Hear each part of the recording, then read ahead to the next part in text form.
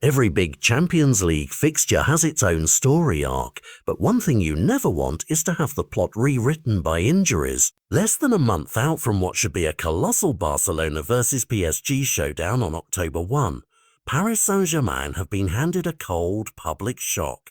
Two of their bright attacking prospects limped off international duty and now face real doubt over whether they'll make the trip to Camp Nou. Dembele, who started on the bench due to a nagging back-of-thigh issue, came on hoping to help France turn a game and instead felt something was wrong almost immediately, enough to force another substitution. And Desiré Doué, PSG exciting young forward, didn't even get that chance. A calf problem ended his outing early and left medical staff scrambling for answers.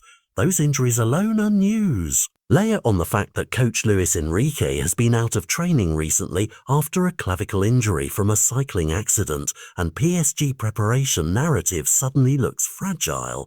This is not just about two players missing one match. It's about the timing. The Champions League is a tournament where match rhythm matter, and losing attacking continuity before one of the season's defining fixtures could be decisive.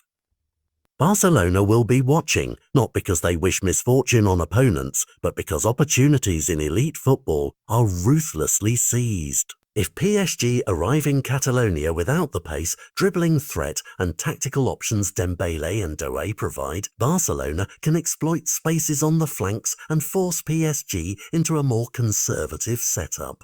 That could change who controls possession, who threatens transitions, and ultimately which team sets the tempo for the night. So what are Paris' plausible responses? The first route is medical optimism. Quick scans, tailored rehab, and an aggressive return-to-play plan that somehow clears one or both players in time. That scenario would be ideal, but it's delicate. Rushing a thigh or calf injury into match action risks longer-term absence. The second route is tactical adaptation. Luis Enrique, when fit enough to lead, might alter his attacking blueprint, perhaps leaning on a different profile of winger or rotating an extra midfielder into the starting X-sealed weaknesses. There's also squad depth to consider. PSG have talent behind the headlines, but integrating replacements into a high-stakes Champions League clash is never straightforward. The psychological element can't be ignored either. Injuries to high-profile players ripple through a locker room. Confidence can wobble, but sometimes adversity unites a squad and sparks unexpected heroes.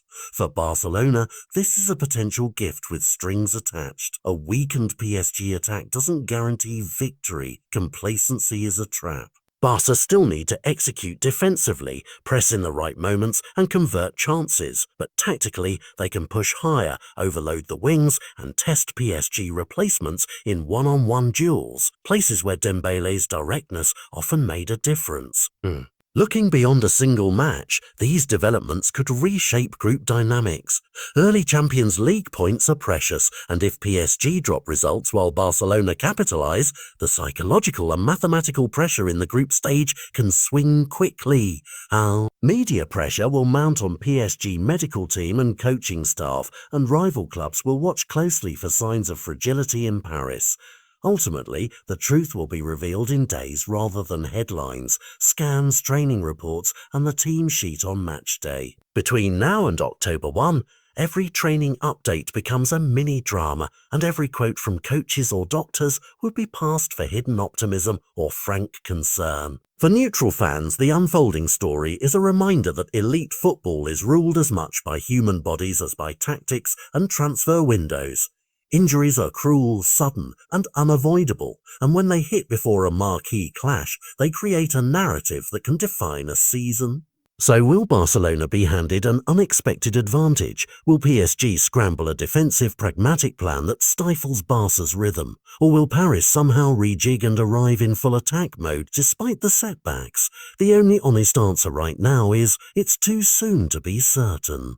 What we can do is watch the medical updates, judge squad reactions, and most importantly, keep an eye on October 1 if you want instant updates when we get scans and official team news. Drop your prediction in the comments. Who wins if PSGs are missing Dembele and Doué? Does Barcelona walk in as favourite, or does Paris have enough resilience to fight back?